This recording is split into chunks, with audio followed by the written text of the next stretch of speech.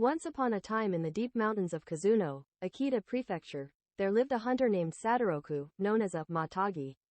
Matagi were skilled hunters who used guns to hunt bears and deer.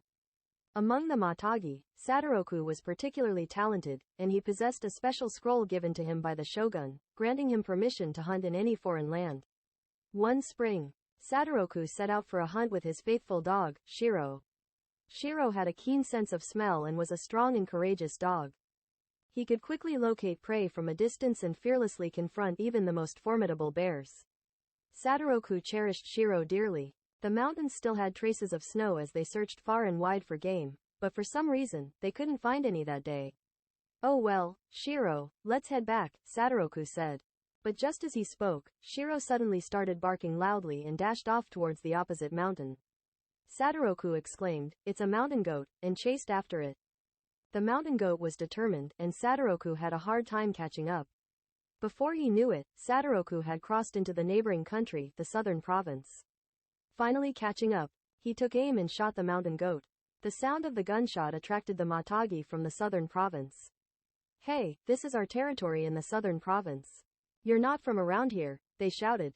Sadaroku replied, "I am Sadaroku, a Matagi from Akita. I have received permission from the shogun to hunt in any country." But when Sadaroku reached for his waist, he realized he had forgotten the scroll. "I left it at home." "Oh no," he exclaimed. Sadaroku was brought to the castle and thrown into a prison cell. Trespassing into another country without permission was a serious offense.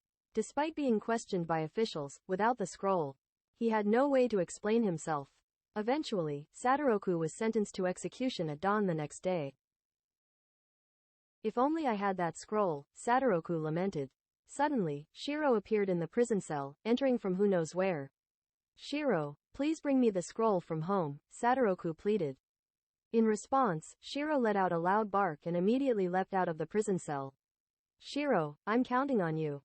You only have until tomorrow morning," Sadaroku shouted. Shiro ran relentlessly through snowy paths, crossing mountains and valleys, and continued to run for 10 miles along a mountain trail. Back at Sadaroku's home, his wife anxiously awaited his return. Unable to sleep a wink. In the middle of the night, she heard Shiro barking outside.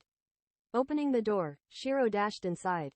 "Shiro, what happened?" Sadaroku's wife asked. Shiro continued barking wildly towards the scroll placed on the household shrine.